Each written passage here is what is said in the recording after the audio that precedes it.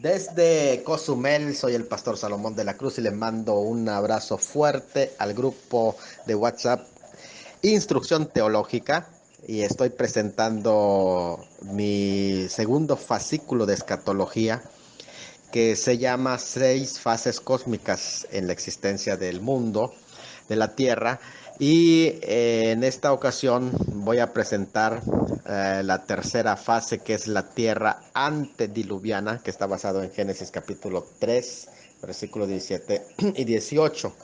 Esta fase abarca desde la caída del hombre hasta el juicio del diluvio, que fueron las condiciones terrestres que cambiaron después de haber estudiado la tierra creada y la tierra edénica. Vemos ahora un gran cambio con la introducción del pecado en el capítulo 3. Y aunque se mantuvieron algunos elementos básicos de la providencia de Dios, hasta que llegó el juicio del diluvio, se mantuvo. Dios siguió guardando a su mundo que había creado, a su tierra, y entonces es interesante lo que está sucediendo. A este periodo, entre la caída del hombre hasta el diluvio de tierra, se le llama la edad antediluviana o la tierra antediluviana. Cuando el hombre pecó en Génesis 3, también cayó la maldición sobre la tierra y se introdujeron los siguientes elementos por lo menos. Número uno, la naturaleza fue sujeta a producir menos, así lo dice Romanos 8, del 1 al 22. Los animales ya se volvieron salvajes. Entonces es interesante que ahora, debido a esa violencia que el pecado empezó a alterar a los animales, según Efesios 2, versículo 2, los desastres y los fenómenos naturales comenzaron a azotar al planeta. Aquí vemos en Génesis 3:17 ya el origen de los fenómenos naturales que empezaron, y bueno, le llamamos fenómenos naturales, pero realmente no estaban en el origen de la creación, sino que estos vinieron a ser ya elementos que se introdujo debido al pecado.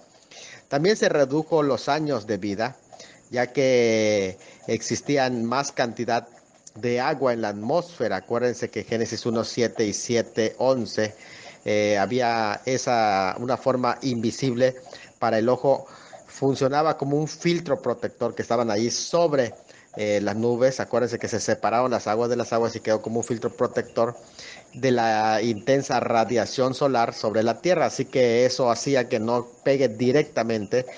Y eso, cuando fue desboronado con el diluvio, empezó a ocasionar el envejecimiento de las células. Este manto acuoso desapareció con el diluvio.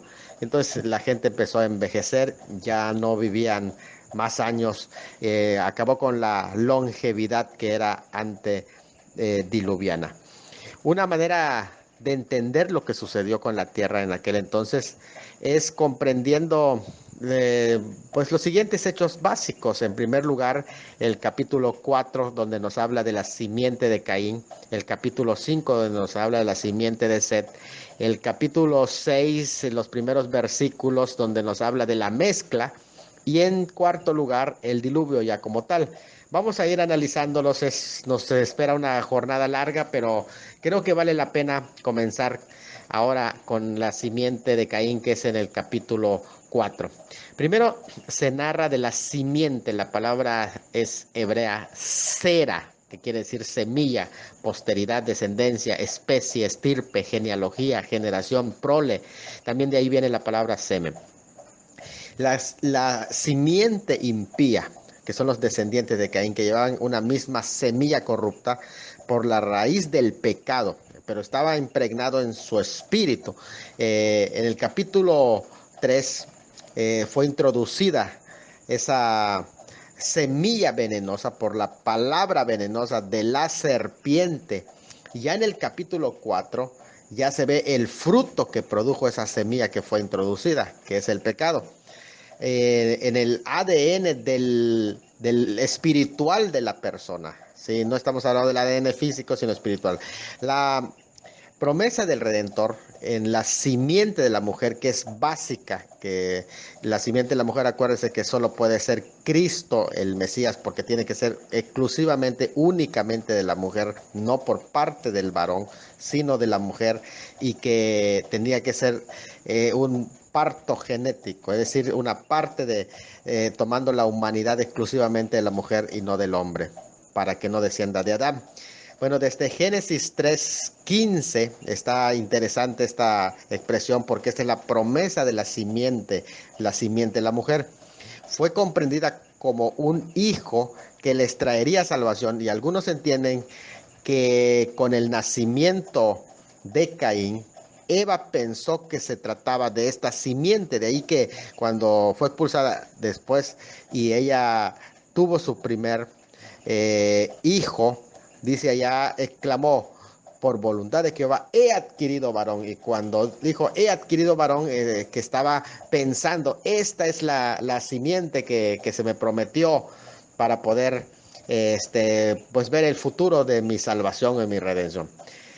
Bueno, de hecho esa promesa de gracia dada en medio de sentencias de juicio quedó intacta y se ve en el nacimiento de la sustitución de Abel por Set. Acuérdense que fue muerto, asesinado Abel por medio de Caín, pero cuando Set viene está mostrando que esta línea todavía estaba presente, esa promesa. Set, quien seguiría la línea mesiánica, como el nombre que Adán le dio a su mujer, incluso lo implica que todavía estaba presente esa promesa cuando le llamó el nombre de su mujer Eva, porque eso se lo da luego de la expulsión del huerto. Le dijo que llamó el nombre de su mujer Eva por cuanto era madre de todos los vivientes. Entonces se ve la continuidad. Y eso es interesante porque en Génesis 3:20 aparece esa declaración. Y recuerda que 1 Timoteo 2, versículos 13 al 15, habla de esa cuestión en el que Eva se salvaría engendrando hijos, es decir, que la esperanza de la salvación vendría a través de una simiente. Eso es interesante, no se está hablando de todas las mujeres, se está hablando de Eva. Si bien todos los que descendían de Adán y Eva, los descritos en el capítulo 4, son simiente de Caín y la serpiente, por tal razón, no se hace referencia a Adán y a Eva ahí como sus antepasados, sino que se remontan hasta Caín en este capítulo, que es el capítulo 4. Así que es algo muy interesante el hecho de que no se esté haciendo referencia a Adán como sus últimos antepasados del capítulo 4. De hecho, Adán es mencionado, pero cuando ya va a introducirse Set, no es mencionado como línea porque son directamente el linaje de Caín, el linaje de la serpiente. En ellos se cumple la sentencia de la paga del pecado, es muerte. Y mira por todos estos del capítulo 4, todos ellos, pero que al final afectó a todos. Antes de la caída, la inmortalidad no era una preocupación, pero luego de la caída, la inmortalidad se convirtió en una obsesión. Los humanos ahora le temían a la muerte, tal como maldijo a la serpiente en el capítulo 3, ahora también maldijo a Caín después de su asesinato de su hermano en el 4:11. Es interesante que aquí se le dice que era del maligno, y en 1 de Juan 3:12 y en Juan 8:44, aquí en 1 Juan 3:12 en especial, el griego, el Nuevo Testamento, dice ectoponero, que es decir, de origen o hijo del maligno, homicida. Es interesante en ese sentido, porque ahí se le dice que era del maligno, Caín. Por lo tanto, llevaba esa simiente en su ADN espiritual.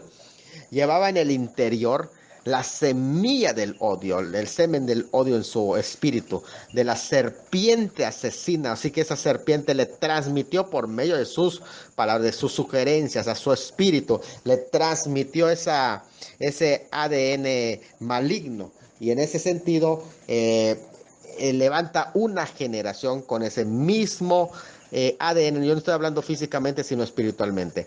No deja de ser interesante el hecho de que las 10 secciones del libro de Génesis se introducen con el epígrafe Helet Toledot, es decir, estas son las generaciones.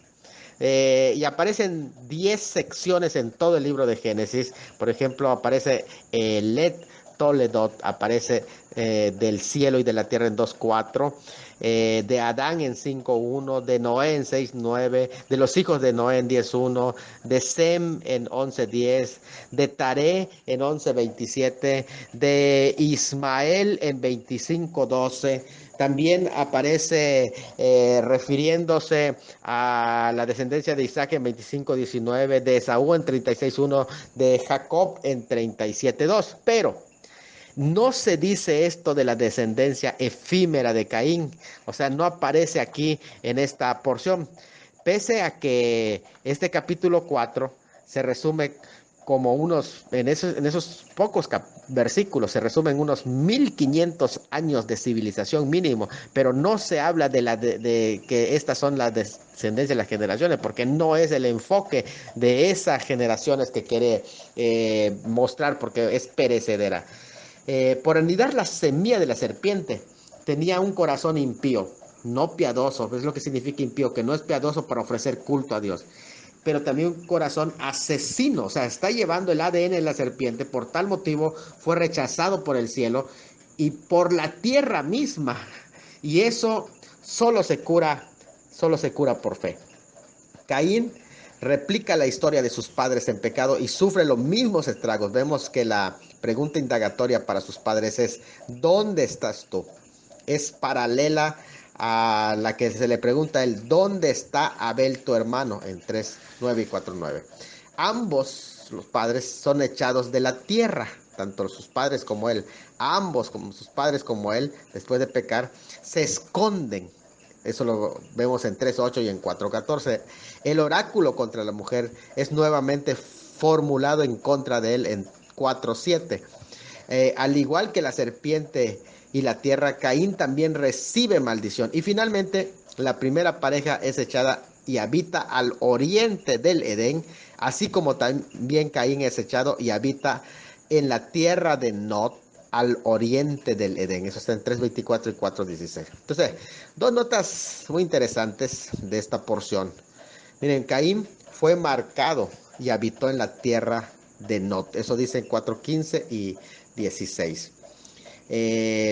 Caín fue marcado. El hebreo son dos cosas: fue marcado y habitó en tierra de Nod. El hebreo marcado es Hod. Hod es señal o marca. Aparece también en Génesis 9:12 al 13. No es una marca que denota mutilación infringida o a un delincuente, sino una señal de protección, como en Ezequiel 9:4-6, donde dice: pon una marca, una tap en la frente de los hombres, o que demostrara a todos que ya Dios le había hecho justicia por la sangre de su hermano, o que Dios se iba a encargar de hacer justicia por su hermano Abel, y así frenar la violencia que sería sin fin de venganza tras venganza tras venganza, lo que Dios no quería que suceda en esa parte de la tierra de Medio Oriente. O puede ser como el temor del hombre infundido a las bestias, así en ese sentido, un cierto temor hacia esa persona. Bueno, aquí lo segundo es la tierra de Nod. Interesante, porque cuando se habla de la tierra de Nod en 4:16, Nod viene de la raíz que significa nómada. Tiene la misma raíz del infinitivo nud, que es moverse atrás y adelante o vagar. Se usa el participio en 4:14 cuando lamenta el hecho de que llegara a convertirse en errante. No es claro si ahí encontró esposa o ya estaba casado cuando él salió de allí. Se trata de una región donde se hacía necesaria la existencia nomádica, tal como ocurre aún hoy en varias partes del Medio Oriente, incluso de los antiguos pobladores de ciudades de cercano Oriente, que son pastores nómadas. Este hombre sin Dios vive en el exilio, en el mismo jardín de Dios, y está sin esperanza y sin fe. Vamos ahora a los desarrollos de la civilización cainita, que se resumen en 7 grupos, que son la agricultura, la ganadería ovina, el urbanismo, el pastoralismo, la música, metalurgia y la religión. Todo esto desarrollado en 7 generaciones. Fíjense que son 7 aspectos en 7 generaciones que se perfeccionaron en estas únicas 7 secciones, actividades terrenales, pero que no se tratan de la verdadera fe, sino son actividades netamente mundanales. Aunque Caín fue condenado a una existencia errante, tal vez así podría reflexionar sobre su condición y ser llevado a arrepentirse. Sin embargo, abandonó el precepto de Dios y trató de establecerse en el mundo como un lugar de su perpetuo descanso. Así, antes del diluvio, establecieron las ciudades. Interesante, el término para ciudades es ayar, que quiere decir población, villa, pero más se refiere a un asiento o instalación protegida por estructuras contra el contorno amenazante. Se refiere a un lugar. Ayar es un lugar guardado por un vigilante, como en el ejemplo de la muralla china. Más antiguas son las ciudades más antiguas que fueron sepultadas en Medio Oriente, del cual todavía hay objetos de estudio acerca de esto. Incluso de la primera generación de los sumerios, porque los sumerios hablan acerca de una generación de sus antepasados que fueron sepultados, y se estudian todo eso, como también se estudia la Atlántida de Platón, algunos míticamente, ¿no? Pero que te dan ciertas ideas de que hubo una generación de ciudades que fueron sepultadas. Así que las más antiguas fueron sepultadas en Medio Oriente, convirtiéndose todos ellos en gases de la tierra, listos hoy para ser quemados continuamente a través del gas que se llama el petróleo, que es ahí como acabaron. Bueno, la fundación de ciudades y naciones son básicas, y las historias de sus fundadores era una herencia para generaciones siguientes, es decir, para preservar su nombre. Este levantamiento de ciudades los preparó para el surgimiento de reinados tiranos. De hecho, el nombre de Caín fue preservado por sus sucesores reales y puesto como un ícono y punto de referencia. De ahí que la fundación judicial degeneró, o la función judicial degeneró en una tiranía vengativa y violenta como la de Lamec, pues heredaron el espíritu vengativo de su fundador asesino, que en este caso es Caín. La infraestructura para ello incluiría provisión de agua, pasturas, tierra cultivable, defensas naturales, arquitectura y dirección de una divinidad. Jabal, que quiere decir errante, fundó la ciencia de la agricultura. Jubal fundó la cultura musical. Tubal-Caim, la industria de la metalurgia. O sea, al diseñar las primeras armas de bronce y hierro, es probable que Lamec, aquí es interesante este personaje, Lamec exhibiera con orgullo a sus esposas, arguyendo que no necesitaba de la protección de Dios como Caín, pues en ese tipo de armas que él había construido, podría vengarse hasta 70 veces 7. De ahí que sí, sería una expresión de arrogancia, y también la primera guerra en Medio Oriente, pero además es una expresión de presunción del tipo de armas que también estaba utilizando. Significa que había un adelanto tremendo en esas armas para hacer ese tipo de declaraciones y poder hacer guerras de asesinatos tales como él los estaba haciendo. Textos asirios mencionan a Tabal y Mushku como primeras regiones en las que se trabajó el metal, en las regiones del Tauro en el oriente de Turquía. Aunque no aceptamos la teoría del suizo Erich van Daniken, que cree en extraterrestres, nos parece interesante su investigación, sobre todo si lo aplicamos a los planos que vivieron los antediluvianos, a los años que ellos vivieron, y tenían tiempo para prueba y error de sus inventos. Imagínense a un Einstein viviendo en la época antediluviana. Primero, estaban fresca la inteligencia, y segundo, tenían todo el tiempo necesario. Si vivían 500 años, un inventor, ¿cuántas cosas pudo haber perfeccionado? Pero esta persona, Van Daniken, 1935, y todavía está vivo, él descubrió una pista de aterrizaje construida hace años en Perú, dos antiguas construcciones de hormigón en Bolivia, dibujos de naves espaciales en México, fragmentos de rocas semejantes a los cristales llamados tectites encontrados en Líbano, en los que se han descubierto isótopos de aluminio radioactivo. Interesante.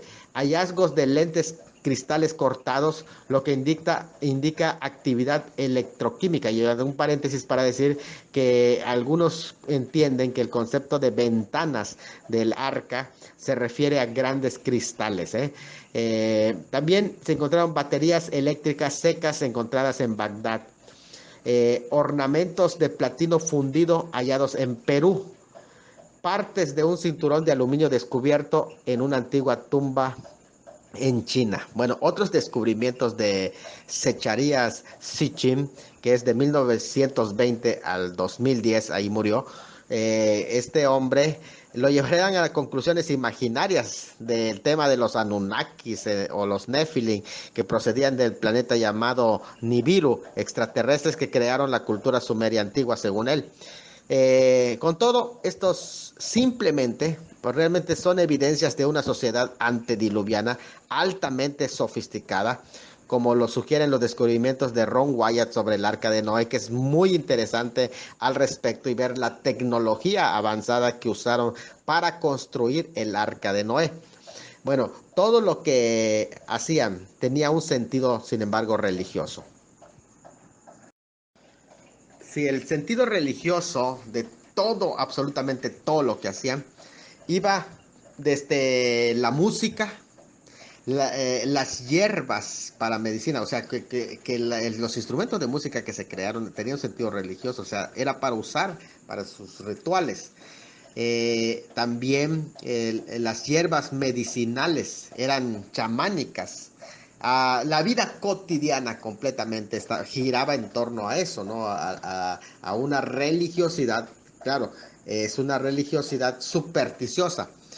Y lo que se buscaba es ser un gibor, es decir, gibor aquí es gente de renombre o famosa, o sea, que se estaban enfocados a ser alguien sobre esta tierra, como el rey de Asiria que menciona en Isaías 37:11, que era un de renombre, con esposas reales y hazañas dinásticas, considerándose hijos de dioses de sangre real. Interesante ese concepto de sangre real, concebidos en rituales especiales, teniendo así una realeza heredada de los dioses.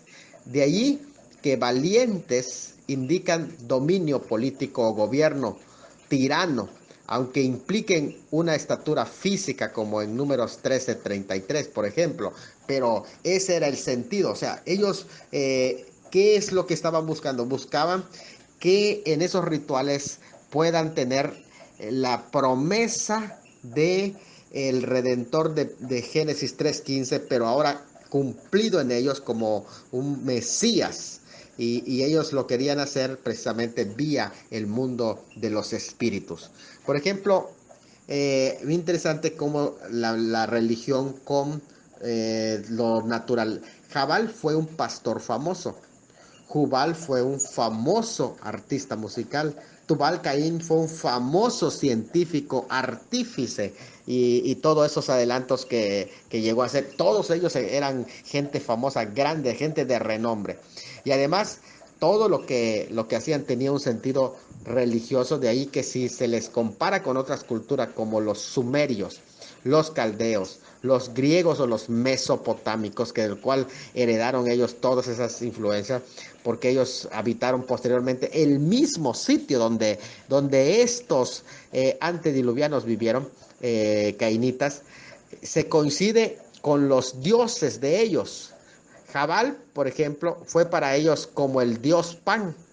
Jubal El dios Pan, recuérdense que es ese dios con patas de cabra y que toca arpa y que está detrás de las hadas. Eso es algo muy interesante en ese sentido, ¿verdad? Jubal como Apolo, acuérdense en ese sentido, y Tubal Caín como un vulcano de la guerra. Entonces, interesante en este aspecto cómo se va desarrollando todo este concepto de los dioses. Esto debe tenerse en cuenta cuando se estudia la religión de las hijas de los hombres, misma religión de los babelitas, pero en la contraparte masculina, que ahí se habla de los hijos, la religión de los hijos de los hombres, que se compara con Génesis 6.2 y Génesis 11.5 ya en Babel, porque es la contraparte que se está desarrollando. Y por cierto, es el mismo lugar, porque cuando van buscando, dice que salen del arca y se dirigen a ellos al oriente y hallaron una llanura en Sinar, porque ellos estaban buscando las mismas ciudades que habían sido sepultadas, y allí se establecieron. O sea, ellos querían volver a edificar las mismas ciudades que habían sido sepultados, y por eso ellos continuaron en la tierra de Sinar, que algunos lo traducen como la tierra de Sumer. Interesante, ¿eh? Los instrumentos musicales entonces no solo proporcionaban entretenimiento, sino un fondo rítmico para las danzas y actuaciones rituales, para las procesiones que hacían, para las invocaciones y para los encantamientos. Eran medios para serenizar el espíritu e invocar a los dioses. Miren, por investigaciones de Henry Creswick Rawlinson, 1810-1895, que es el padre de la asiriología. Arqueólogos como Sir Austen Henry Layard, 1817-1894, Leonard Woolley, 1880-1960, y de T.E. Lawrence, 1888-1935. Sabemos de la religión de los antiguos sumerios y sus dioses que vinieron del diluvio. Estos grandes personajes hicieron estas investigaciones. Por ejemplo, la triada de Anu. Interesante que aparece una triada, porque cuando vuelves a estudiar, entonces el Génesis estudia las triadas que aparecen ahí mencionadas. La triada de Anu, el dios del cielo, señor de las constelaciones, porque ellos mucho enfocaron las constelaciones y la creación de todos esos elementos. El rey de los dioses que vivía con su esposa, la diosa Ki, en sumerio es tierra. Enlil, que es el segundo personaje de esa triada, Enlil, que es señor de la tormenta. Interesante porque Enlil, en sumerización de Il o Alá, es interesante porque noten bien que como que hay un seguimiento a ese mismo Dios, que es Alá, y que continúa posteriormente, más adelante, y que todavía sigue vivo dentro de la práctica de una de las religiones monoteístas, pero que no es el Dios verdadero, sino que es Alá, que viene de Il o Enlil, que es, fíjense que es precisamente antediluviano. Y Enki, que es el dios de la tierra que denota a los humanos con las artes, oficios y medios técnicos para la agricultura. Entonces es interesante que esa es la triada que ahí es mencionada. Pero también está Ninlil, que es la señora del aire, consorte de Enlil, asociada con Lilith. Aquí es interesante Lilith, que es la lechuza, criatura nocturna, o en una traducción es Lamia, que es una vampiresa, súcubo, amante, bueno, que fue la primera esposa según las tradiciones mitológicas de los rabínicos, ¿verdad? Que fue la primera mujer de Adán, y que en la mitología mesopotámica también está asociada ya como un súcubo que visita a los hombres de noche. Interesante. Asociado luego con Semiramis en Babilonia, Isaías 34, 11 y 14 parece que la menciona. Bueno, y solo como a modo de hacer mención, en el que la leyenda rabínica afirma que en Génesis 1:27 Dios creó una mujer para Adán, al igual que él, pero que ella la abandonó a él y el jardín, y entonces Dios le hizo a Eva posteriormente. Según esta mitología, se instaló junto al Mar Rojo, uniéndose allí con Shamael o Satanás, que llegó a ser su amante, y con otros demonios. Desde entonces visita a los hombres de noche como un súcubo. Y por ejemplo en Isaías 34:14 fonéticamente se adapta la palabra Laila, que es noche, y que aparece en la Biblia de Jerusalén, la traduce como Lilith, en la Vulgata se tradujo como Lamia, la cual es de la nácar columna, también hace esa misma traducción, y otras versiones traducen el término como criatura nocturna o lechuza, que es de allí donde viene. Pero recuerden ustedes que mucho de la rabínica que viene fue traído de todas las tradiciones babilónicas. Acuérdense de eso, ahora que es muy importante que lo tomemos en cuenta y no podemos más que entender que se trata de la influencia de Babilonia en la línea del judaísmo, porque no solamente está en la línea del romanismo.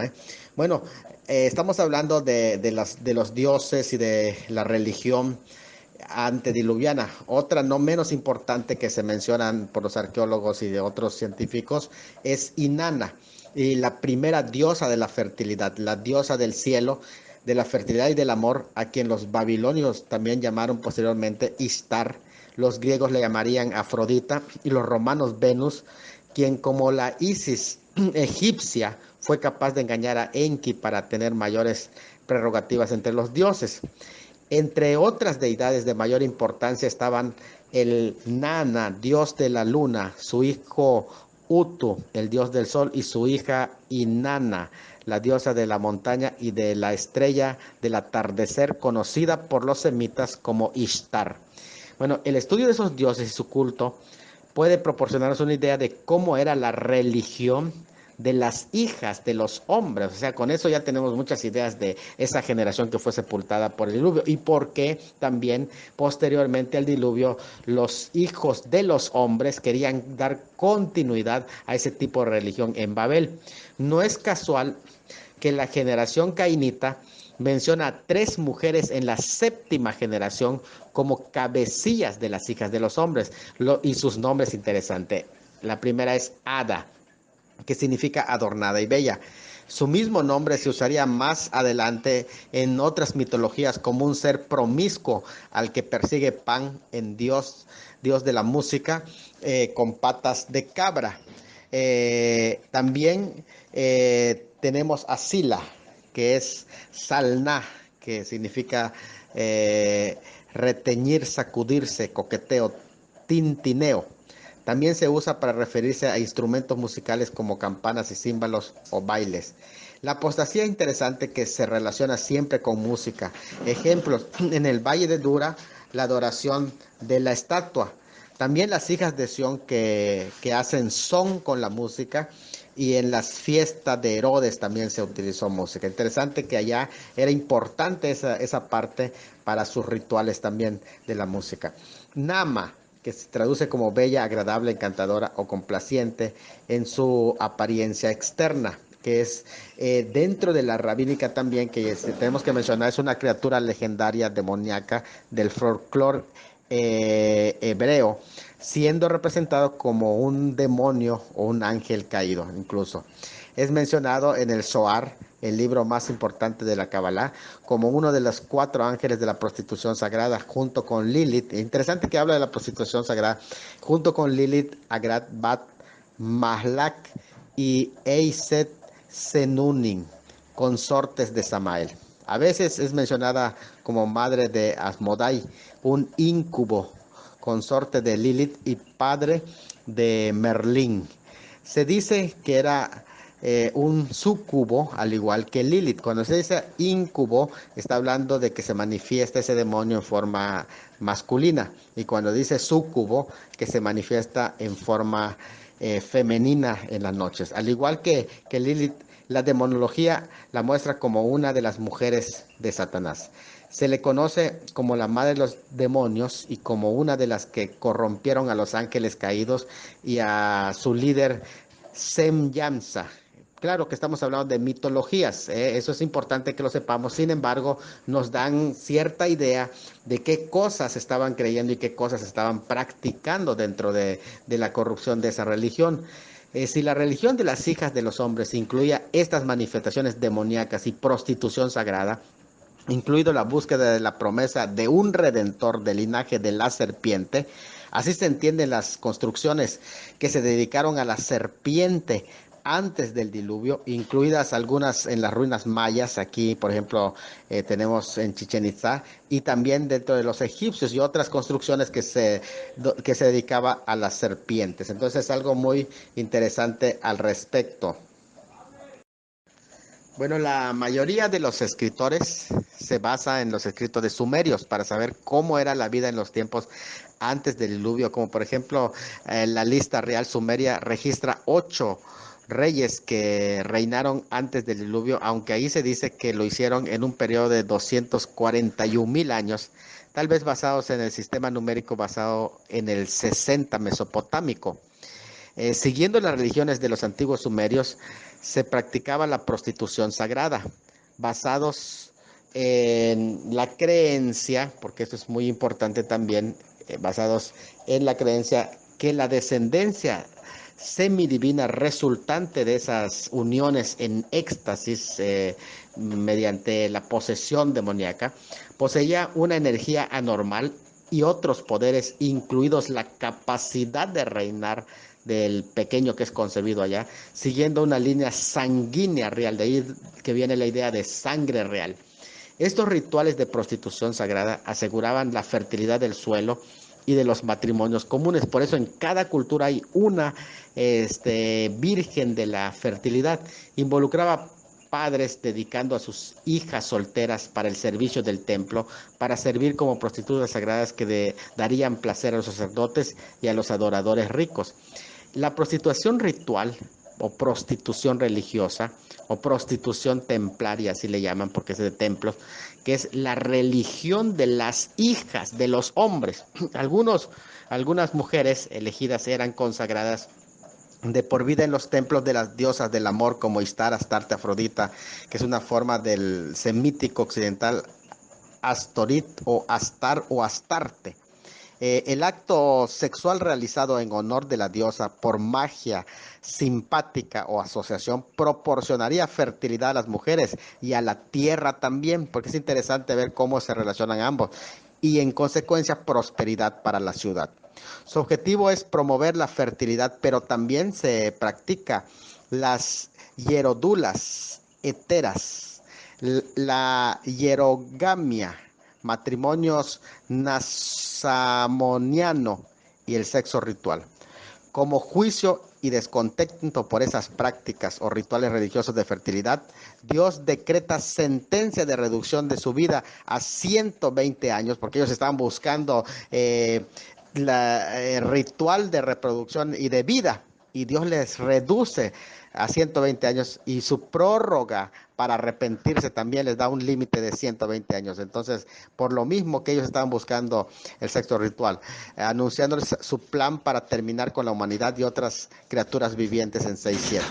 Esta culminación sagrada fue tanto culminación de la serie de pecados que inició con Adán, comiendo del fruto, continuando con el asesinato de Abel en manos de su hermano Caín, y la desenfrenada venganza de Lamec y su poligamia. Además, siendo que tenía un aspecto religioso, no es improbable, como lo prueban algunas ruinas, que se tratara de la religión de la serpiente que intentara engañar mediante el uso de la mujer a quien haría su aliada en vez de su enemiga, para falsificar un cumplimiento de la venida de un Mesías falso, y dando así cumplimiento a Génesis 3:15. Esta religión de las hijas de los hombres incluía la deificación del linaje de estos hombres, y entonces levantaría gente que se deificaría y ellos exaltarían el ego en esa generación. A continuación estudiaremos la simiente de Set, Génesis capítulo 5. Génesis 4:25 al 26 comienza a narrar al final de ese capítulo la preservación de un pueblo, porque presenta en todo el capítulo 4 la corrupción que se desarrolló en el linaje de Caín, pero ahora empieza a narrar desde 4:25 al 26 la preservación de un pueblo piadoso para Dios, a la par del progreso del pecado de la generación de Caín. Eva misma ve a Set como la restauración de la segunda generación sacerdotal piadosa, luego del matrimonio de Abel y la desaparición de Caín. Es importante hacer el contraste entre las sacerdotisas y en este caso la función sacerdotal de este grupo. Esta sería la generación de Adán y de Eva genuina y de la línea mesiánica en la cual se cumplirían las promesas del Redentor y llegaría hasta 10 generaciones. Entonces, es interesante también que si bien no se caracterizan por ser escasa en número, ellos joven en tecnología y obligada a enfrentar un ambiente hostil, llegaban a ser longevos. Ellos morían de muerte natural y no se registra en todo este capítulo 5 en esta generación muerte violenta. Bien merecido llevan el título de hijos de Dios. De hecho, llama la atención de 4:26, donde dice: entonces comenzaron los hombres a llamarse por el nombre de Jehová, porque así se distinguían de los cainitas. Con el nacimiento de Set se pasa del culto individual, que fue cortado por el asesinato de Abel en medio del oriente, cuando ofrecían ofrenda individual, y así mismo ahora con Set la adoración religiosa se vuelve comunitaria y organizada en una unión corporativa, invocando el nombre del verdadero Dios y contrarrestando el culto de las hijas de los hombres, como lo menciona 4, 5 y 26. El mundo occidental tiende a ver a las personas como individuos y no como parte de una familia o un linaje. Hay una disociación con los predecesores y aún con los descendientes. Pero la Biblia nos enseña que mucho de lo que el individuo es lo debe a sus ancestros. Los antepasados dejan huella en sus descendientes, como Job 8 al 10 lo demuestra. En toda la Biblia, las genealogías y los linajes son muy importantes. Muchas personas tienden a saltarse las genealogías, pero dentro de ellas hay mensajes importantes en dos vertientes: la línea mesiánica y el linaje santo guiado por el Espíritu Santo, el cual deberían mantenerse separado. En el capítulo 4 se nos presenta la genealogía de Caín y en el capítulo 5 la de Adán y Set. Sus linajes nos señalan la dirección que tomaron ambas familias. Los dos linajes provinieron del mismo padre, Adán, pero ambos tomaron rumbos muy diferentes. Esas dos líneas son descritas en toda la Escritura y aquí dispensacionalmente se menciona como hijos de Dios y no como hijos de Israel, porque todavía Israel no había sido establecido como grupo, pero ese es otro grupo anterior a los hijos de Israel. Enoc y Noé son los individuos más notables de este linaje, que al final no se mezclaron ellos dos y fueron librados de esa perversa generación y su trágico final fue resultado de la mezcla. Primero, Enoc. En las listas mesopotámicas, uno de los sabios prediluvianos es Utupsu, el séptimo de la lista que ascendió al cielo. En los textos más antiguos de las pirámides egipcias, Shu, el dios del aire, es instruido para que lleve al rey al cielo, para que éste no muera en la tierra. Y los escritos judíos posteriores, conocidos como apocalípticos del periodo intertestamentario, también mencionan a Enoc. Hay 3 pasajes que citan a Enoc: Génesis 5, 21 al 24, Judas 14 y Hebreos 11, 5. En el caso de Enoc aprendemos del arrebatamiento de la iglesia antes del cataclismo y juicio del diluvio.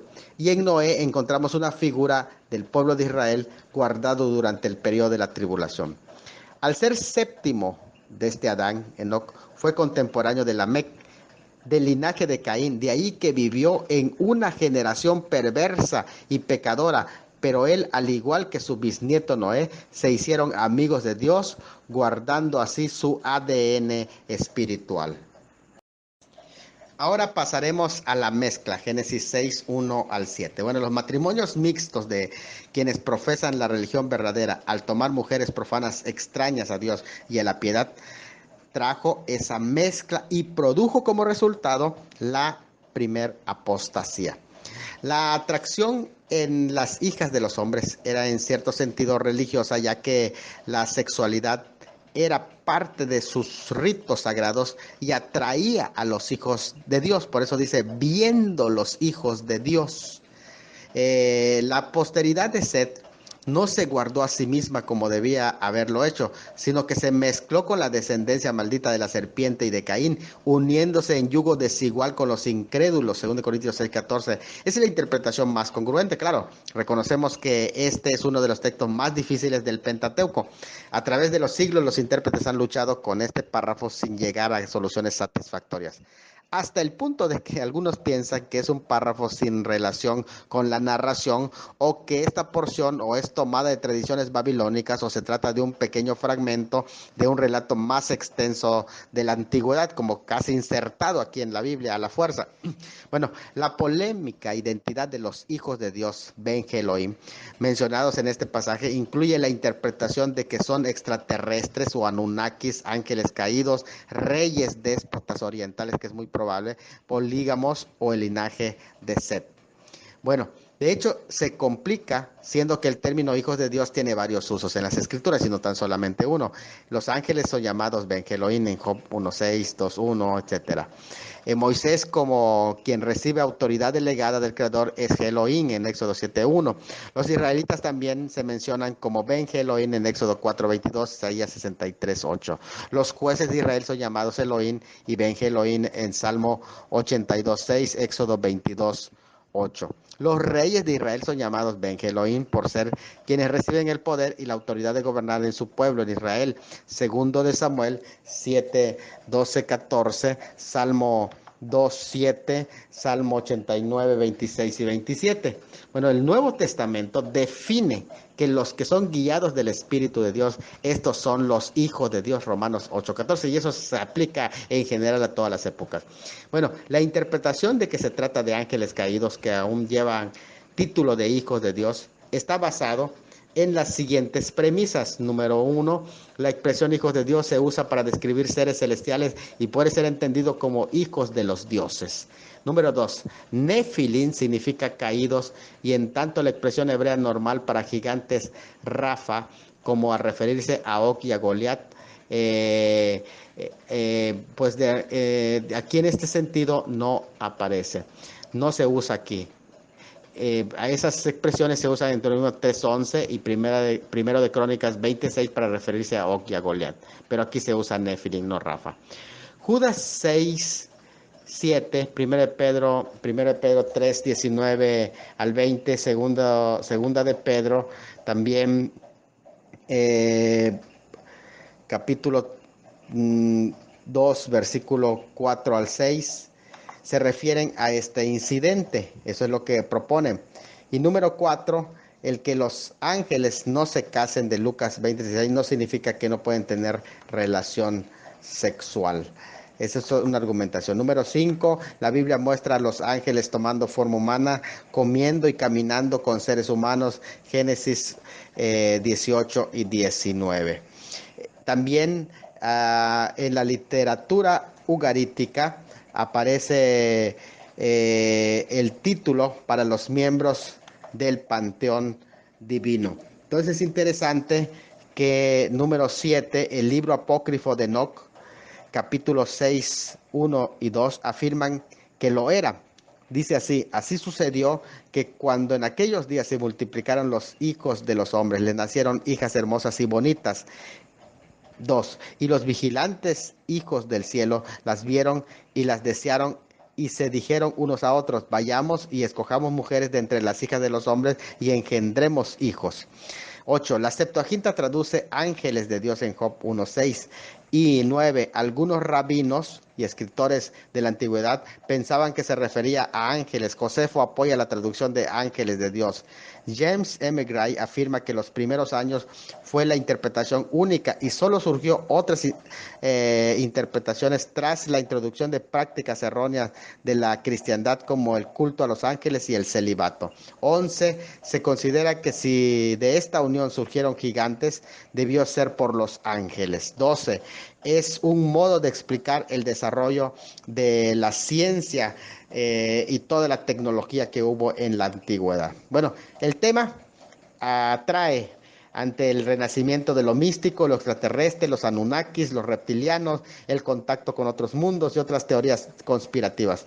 Cabe una teoría de interpretación de este pasaje cuyos orígenes actuales son el misticismo masónico Illuminati luciferiano, que se encuentra basada en las mitologías de la literatura ugarítica, babilónica o sumeria, egipcias y griega que son mencionadas, y lo vamos a ver más adelante, pero la premisa de que se trata de ángeles o seres semidivinos da un matiz demasiado mitológico al texto. No se había mencionado a los ángeles hasta este punto. No se puede concluir que el diluvio, el cual fue un castigo sobre los humanos, fuera consecuencia de la maldad de los ángeles. Además, los pasajes que se usan en el Nuevo Testamento para argumentar son cuestionables y se descartan con buena hermenéutica. Bueno, el tipo de interpretación de decir que se trata de ángeles está más acorde con el auge de la propaganda extraterrestre, pero se debe ajustar a la palabra de Dios y no a las modas del momento. Hay maestros respetables que hablan de este tema defendiendo esta enseñanza. Bueno, el mismo Zecharías Sitchin toma estos textos mitológicos para hablar de los Anunnaki. Posteriormente se desarrollaría teorías más descabelladas como el tema de los reptilianos que está actualmente de moda.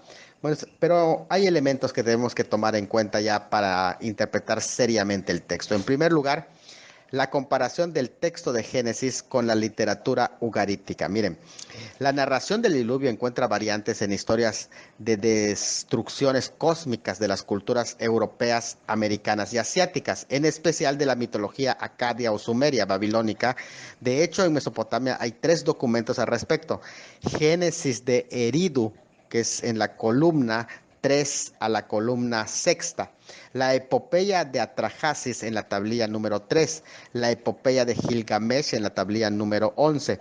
En la epopeya de Atrahasis, una de las razones por las cuales los dioses mandan el diluvio es que la explosión demográfica estaba produciendo mucho ruido, lo cual le molesta a los dioses.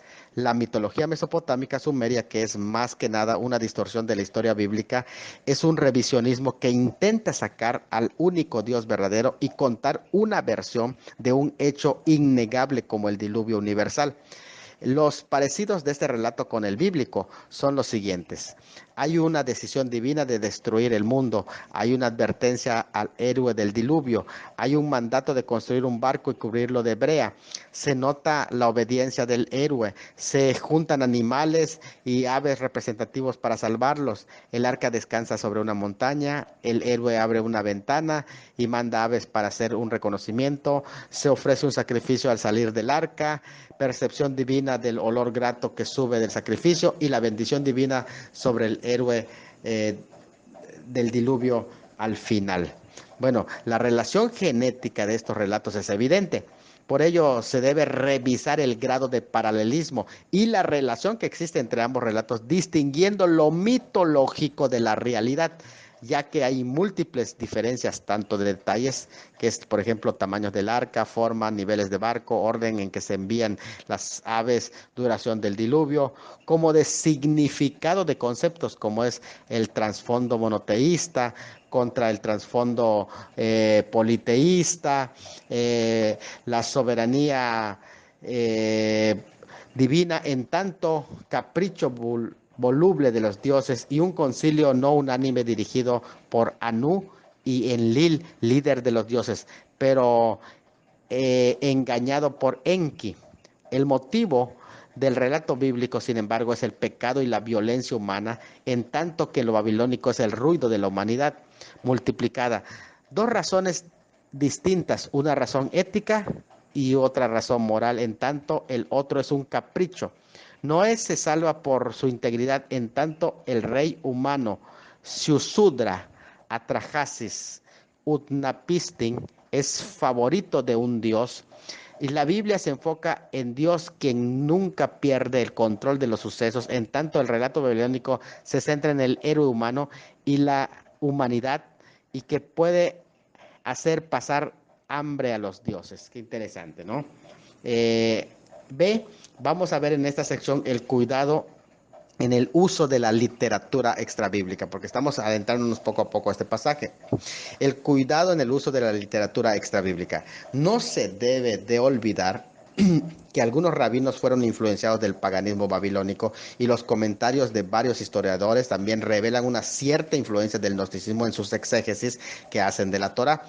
El estudio de la Torá desde la escuela cabalística es profundamente especulativa, pues trata de ir más allá del simbolismo y la alegoría, siempre buscando la verdad última. Es interesante, aún este desvío. Mal haría el estudioso cristiano en inclinarse a una hipótesis solo por tener algún respaldo de cierta escuela rabínica. Se debe ser cuidadoso al respecto. El uso de los libros apócrifos y el tomar herramientas fuera de las escrituras sirven como apoyos históricos, no doctrinales. Incluso los libros gnósticos postcristianos tienen algunas citas de los evangelios, pero eso no les hace legítimos en el relato de su contenido. Cuando el judaísmo posexílico empieza a desarrollarse, algunas líneas rabínicas influenciadas por el paganismo se desviaron por esa postura de que los nefilim son gigantes. Incluso en la época de Judas había un grupo influenciado de esta enseñanza que usaban partes del libro de Enoch, el cual Judas toma de sus escritos sagrados para combatirlos a ellos mismos. Judas hace mención del libro del Enoch bíblico antediluviano, pero no aprueba así el libro apócrifo de Enoch. Esto fue escrito en el periodo intertestamentario por un pseudoepígrafe que usó el nombre de Enoch, pero siguió las mitologías caldeas babilónicas. Sin embargo, no es sino hasta el siglo II cuando esta postura se desarrolla más y su relación con el gnosticismo griego, que un grupo gnóstico en Egipto esparció más esta teoría. Tenemos que entender que los textos de apoyo deben de ser interpretados correctamente, y los textos que presentan de Judas 6:7, de 1 de Pedro 3:19 al 20, de 2 de Pedro 2:4 al 6, son textos que aluden a la rebelión angelical en el cielo, como lo explico claramente en mi libro El mensaje de Judas para el mundo posmoderno, que les recomiendo. Aquí la interpretación no es netamente etimológica, aunque debe estar acorde con ella. Entremos a más detalles del texto, cuestiones básicas del texto. Mira, con toda la postura que se asuma, no debería ser dogmática, debe ser cautelosa, tomando en cuenta pues algunas cuestiones básicas. Primero, lo que dice claramente el texto. Vamos a ver qué dice. Miren, primero el texto está diciendo que los hombres se multiplicaron y les nacieron hijas hermosas. Eso está en el versículo 1 y 2. Segundo, los hijos de Dios tomaron para sí mujeres. 3. Dios se enojó con el hombre.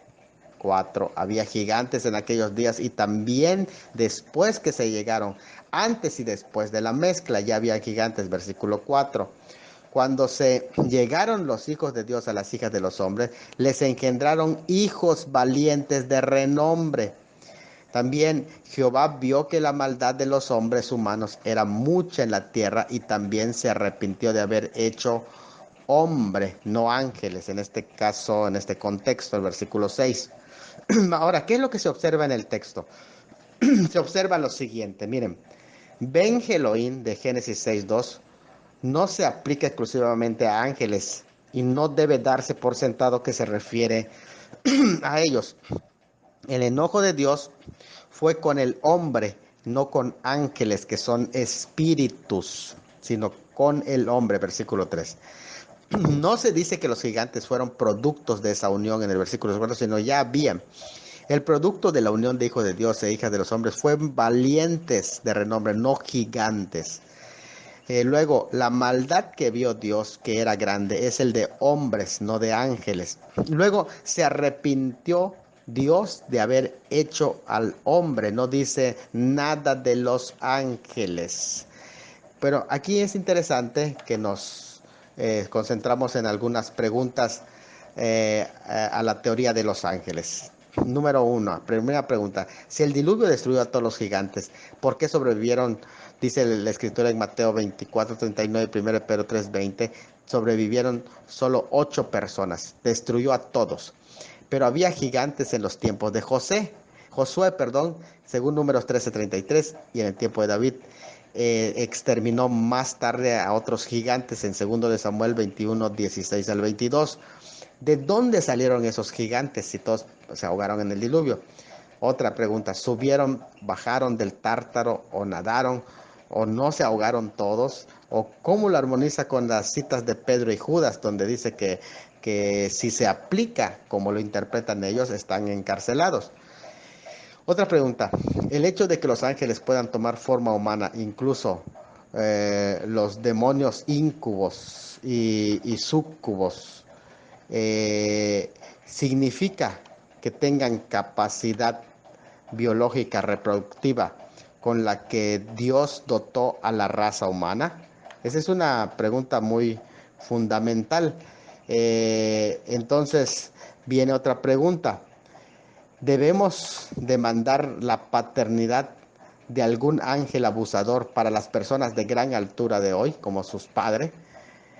Otra pregunta, ¿es correcto suponer que 2 especies y géneros distintos pueden reproducir una versión mejorada, violando todos los límites establecidos por Dios en la creación en Génesis 1:21 y Génesis 1:24 y Hechos 17:26?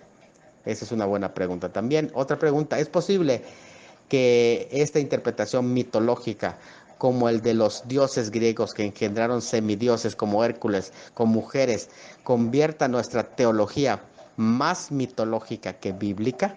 También es seria. Y otra pregunta más, ¿puede acaso procrear y multiplicarse los demonios y más tomar para sí mujeres, si Jesús enseñó que los espíritus son asexuales en Mateo 22:30? Esa es una cosa que hay que tomar en cuenta y muy en serio. Y bueno, pues vamos ahora al contexto del pasaje. Aquí se trata del preludio de la historia del diluvio y la relación entre los capítulos 4 y 5 de las 2 simientes. Con ello se establece la intensificación de la maldad en la esfera humana, la mezcla o el sincretismo y el rebase de los límites establecidos por Dios, y se explica por qué una decisión tan drástica de parte de Dios. Aquí en Nefilim no se trata de una designación étnica, sino de una descripción de un tipo particular de individuos humanos gigantes.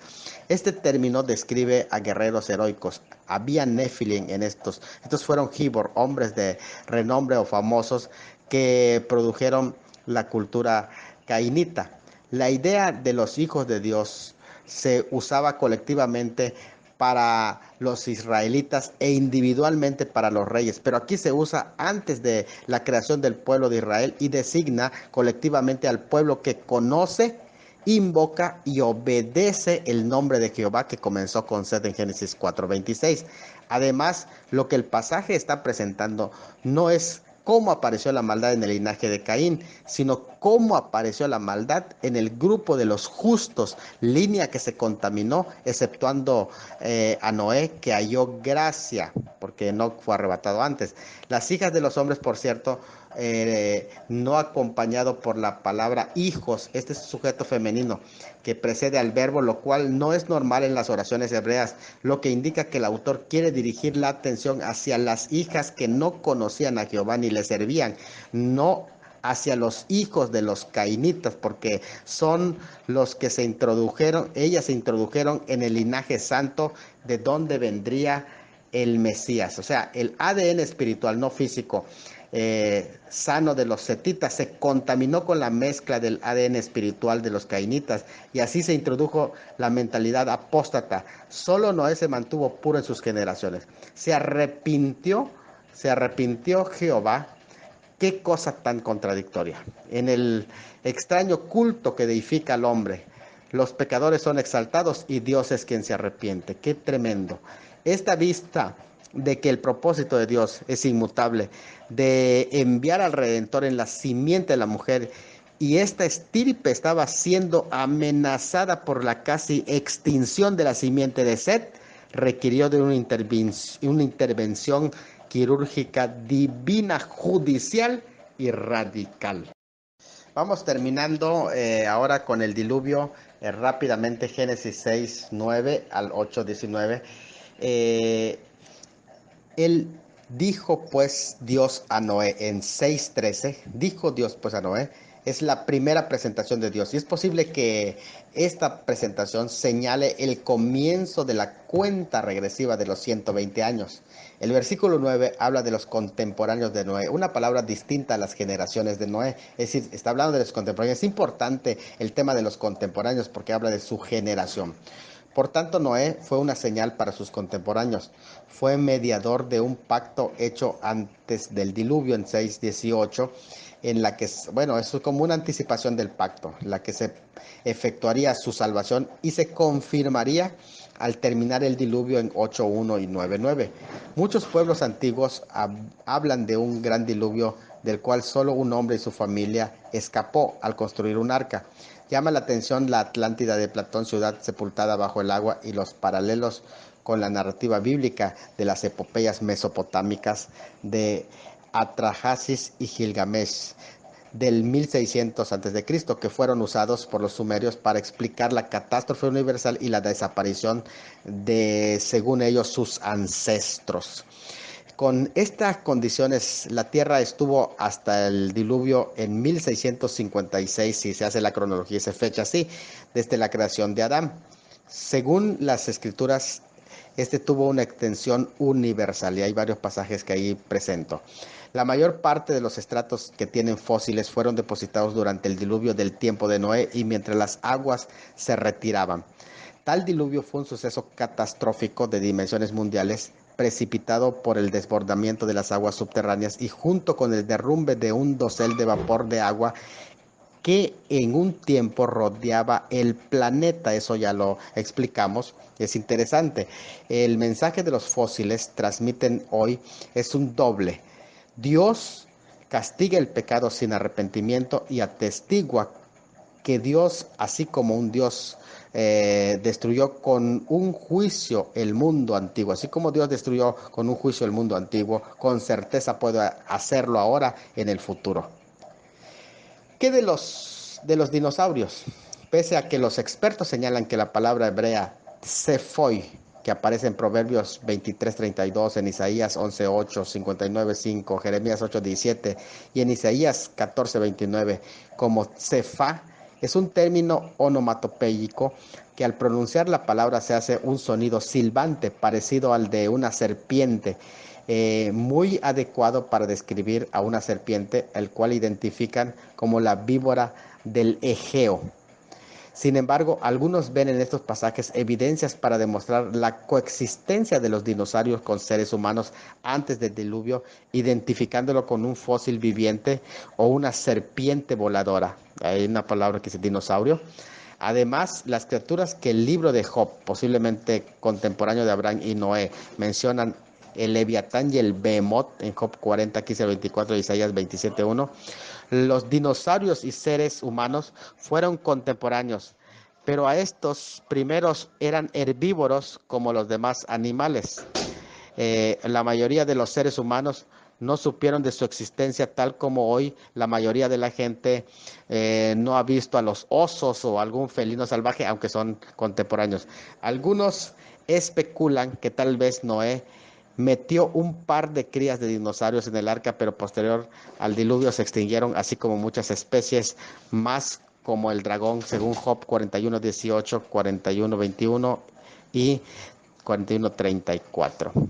Bueno, pues con estas palabras concluimos la fase que es la era o la época de la tierra antediluviana. Que Dios los bendiga y tenemos listos para continuar con las próximas exposiciones.